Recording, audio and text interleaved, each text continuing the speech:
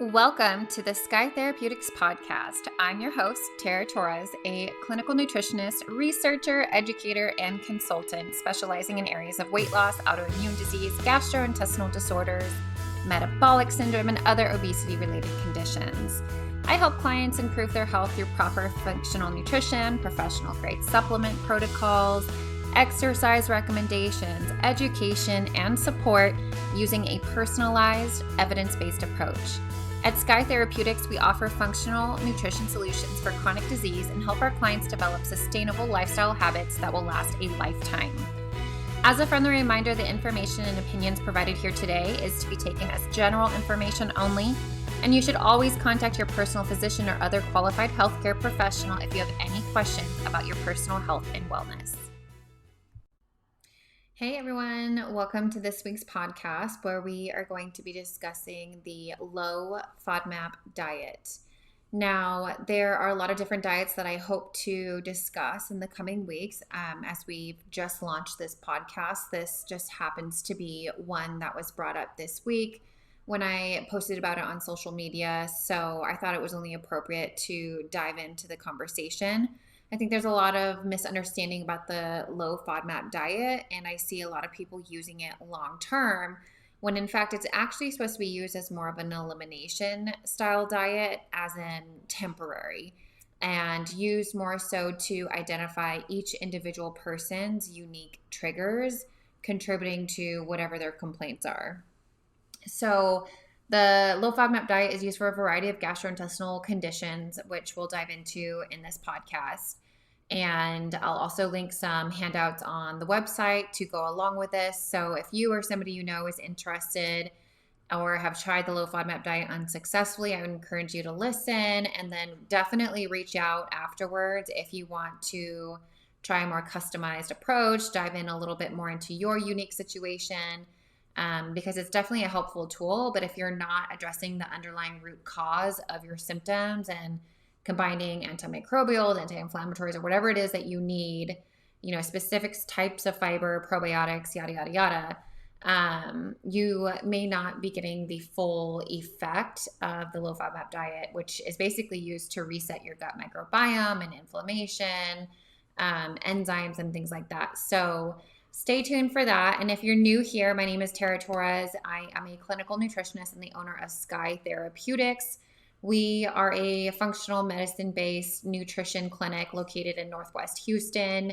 I am currently enrolled in a doctorate program so it's a doctorate in clinical nutrition at the University of Western States, where I also got my master's degree from in human nutrition and functional medicine. And then undergrad is the bachelor's of science in nutrition science.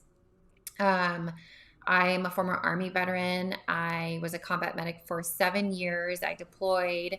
I have a variety of experience in the medical field since leaving the Army, and I've worked in OBGYN, cardiology, gastroenterology, you name it. And I just fell in love with gastroenterology, mostly because I have celiac disease. My daughter has celiac disease. And I just find the gut to be the center of so many different people's conditions, whether it's weight loss, hormone imbalances, things like that. So I just have a huge passion for gut health, a huge passion for nutrition. And I love using this podcast as a form of sharing all of that information. So stay tuned, and thank you for listening. Hi, everyone. Welcome to this week's podcast where we're going to be talking about the low FODMAP diet. Now, I want to highlight a couple different diets as we go through this podcast. This is a brand new podcast, so I just want to let you guys know that this is not going to be the only diet that we're going to be discussing, but it's one that came up this week with a Instagram post that I made about the low FODMAP diet. And actually another internet dietitian friend had commented on there with like similar beliefs about the low FODMAP diet and how it's so unfortunate that patients are given handouts and direction and told to be going low FODMAP, but they don't have any support other than maybe just a food list. And the problem with that is that often people will come to me several weeks after, months, even years after following a low FODMAP diet and still be struggling. And a big misunderstanding about the low FODMAP diet is that people are implementing it and using it long term, when in fact it's meant to be a short-term elimination style diet. So we're going to dive into all of the ins and outs of that. But first, let's talk about what a low FODMAP diet is. So the low FODMAP diet is a dietary approach primarily used to manage symptoms of irritable bowel disease, or IBS. And we also see it used in other gastrointestinal conditions such as dysbiosis, or bacteria overgrowth, and small intestinal bacteria overgrowth, otherwise known as SIBO. The acronym FODMAP stands for Fermentable Oligosaccharides, Disaccharides, Monosaccharides, and Polyols. These are certain types of carbohydrates and sugar alcohols that can be poorly absorbed in our small intestine, leading to gas, bloating, abdominal pain, and other digestive symptoms in certain individuals, like those with IBS. Since these carbs are poorly absorbed, they arrive in the colon still intact, and then they ferment by bacteria, causing gas. So FODMAPs may also have an osmotic effect, which means they draw water into the digestive tract. These actions in the gut can cause symptoms like diarrhea, constipation, gas, bloating, or cramping in certain people. So some foods can be high or low FODMAP depending on certain characteristics, and understanding which foods to avoid can help people heal. So I'm going to be uploading a copy of my low FODMAP guide to this week's podcast, and you'll be able to download it on our website by clicking on this week's blog. In this guide, it'll break down more examples of what exactly oligosaccharides, disaccharides, and monosaccharides, and polyols are. But to give you an idea, so oligosaccharides include fructans and galacto-oligosaccharides, or GOS, which are found in foods like wheat, onions, garlic, and legumes. Disaccharides refer to lactose, which is found in dairy products like milk, yogurt, and soft cheeses. Monosaccharides specifically relate to excess fructose, which is found in some fruits like apples, pears, and honey. And then polyols are sugar alcohols like sorbitol, mannitol, and xylitol, which are found in various fruits and vegetables, as well as some sugar-free sweeteners. Now, animal proteins like so meat, poultry, and seafood themselves don't contain carbohydrates, so they're not high in FODMAPs. However, you should pay careful attention because certain animal proteins can be prepared with sauces or side dishes that may contain ingredients that are not permitted while following a low FODMAP approach. And then there's legumes. So legumes or beans are actually moderate to high FODMAP foods, but some may be tolerated in reduced serving sizes, but these foods will likely need to be removed from the diet during the initial elimination phase. So for example, so scallion bulbs, the white part of them are actually high FODMAP, but the green stalks are technically low FODMAP. So you can still use the green part, but you should avoid the white part. And then chickpeas are technically high FODMAP. So you wouldn't want to have like a full cup of them, but in a quarter cup, like a smaller dose, it's low FODMAP and generally well tolerated in some individuals. Lentils are another high FODMAP. But a quarter cup, again, is considered low FODMAP. And then garlic is considered high FODMAP. The garlic infused olive oil is low FODMAP. And I'll dive into that here in a little bit. So people often ask why some sweeteners like glucose are allowed and others are not. And this all has to do with absorption. Glucose is a carbohydrate. It's a sugar, but it's a carbohydrate that we are easily able to absorb. Other sweeteners have carbohydrates that may not be as easily absorbed. For example, problems can occur when there's more free fructose in food than glucose. And this is why some fruits are okay on a low FODMAP diet while others are not.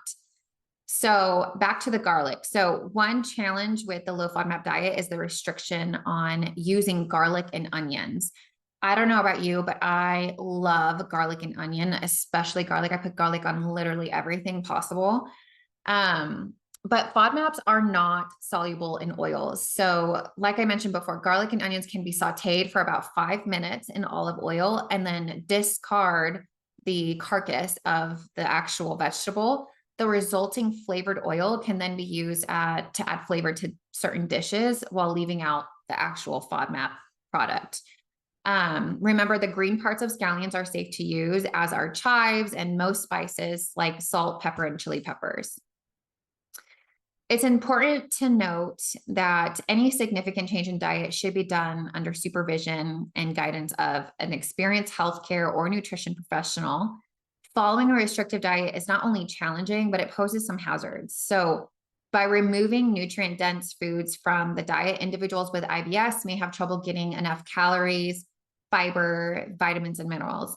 Individuals also may develop more complicated relationships with foods and think that every food is making them sick. The low FODMAP diet for people with IBS in particular is effective compared to existing dietary recommendations and very well studied. You'll find tons and tons of studies supporting the use of the low FODMAP diet in IBS, as well as SIBO, like I mentioned before. However, there's no generalized dietary approach that'll work for everyone. And I think that's something and a common theme that I talk about on my social media and this podcast. But any treatment plan, diet or otherwise, should be an individualized approach. So, it can be frustrating to see patients handed a low FODMAP food list with literally no information or guidance. What many people don't understand is that the low FODMAP diet is meant to be treated as an elimination diet to elicit healing and identify a person's unique food triggers. I've seen a lot of different ways to apply the low FODMAP diet, but the underlying similarity is that the low FODMAP diet is meant to be temporary. Because a low FODMAP diet is so effective at reducing bacteria levels, it's not recommended beyond 12 weeks. So ideally, the low FODMAP diet is used in phases, with the first phase being the elimination phase. During this phase, individuals avoid or significantly reduce high FODMAP foods for a few weeks, usually 2 to 6 weeks, sometimes upwards of 8 weeks. And I've seen it go as long as 12 weeks. It just depends on the severity of the situation and how diligent and consistent people are in the beginning and throughout the entire program. So this phase, the first phase, helps identify which FODMAPs may be triggering symptoms. Then there's the reintroduction phase, or phase 2. After the elimination phase, specific FODMAP containing foods are reintroduced one at a time in a controlled manner to help identify which ones are causing that individual their symptoms. This phase helps create a personalized diet plan that includes tolerated foods while avoiding trigger foods. And then there's the maintenance phase, which is the final phase. In this phase, individuals maintain a long-term diet that is low FODMAP in some areas, but still provides adequate nutrition like vitamins and fiber in a variety while avoiding or minimizing those trigger foods again. So I mentioned previously how I've seen the low FODMAP diet applied differently. So one of the methods is called the SIBO biphasic diet by Dr. Nirala Jacobi, which I've studied and I've used with many patients. It's basically the same concept with 3 phases designed to be restrictive in the beginning and introduce new foods slowly.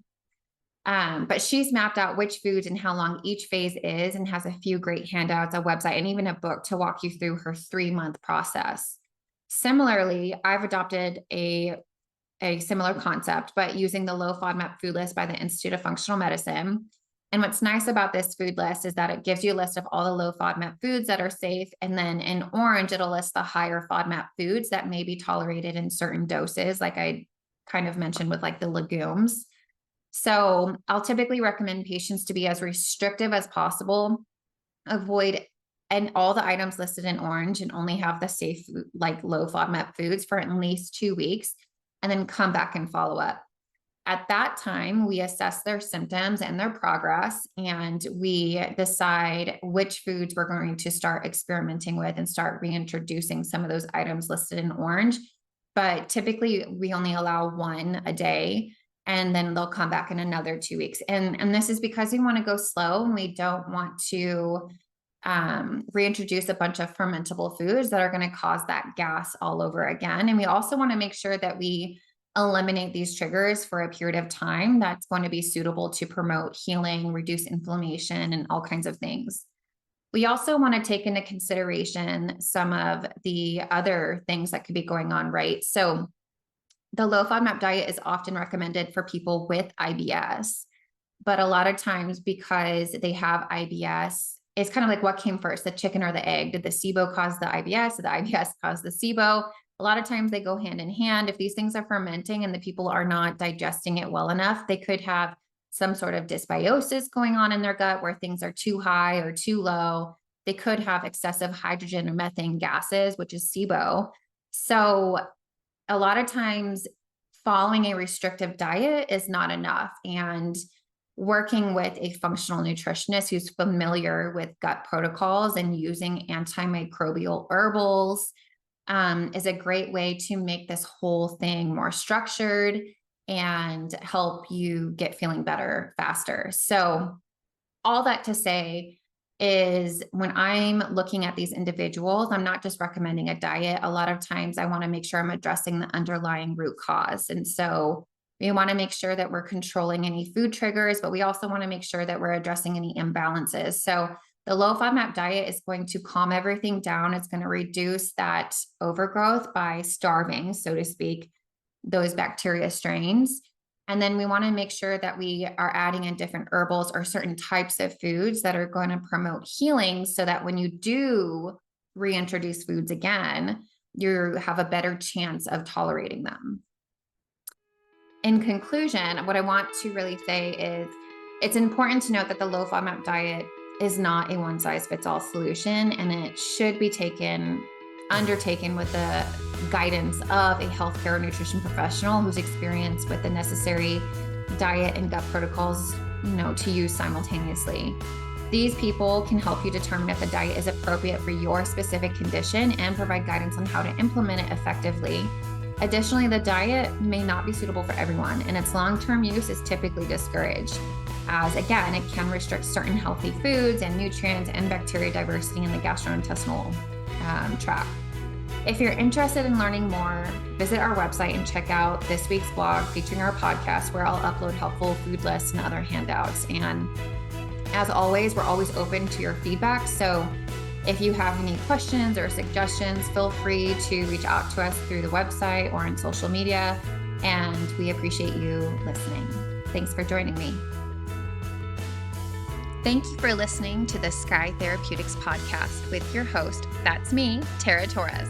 If you enjoyed today's podcast, be sure to check out any bonus info and links in the show notes. You can visit us at www.skytherapeutic.com or find us on social media because we love connecting with our audience. Until next time, be well.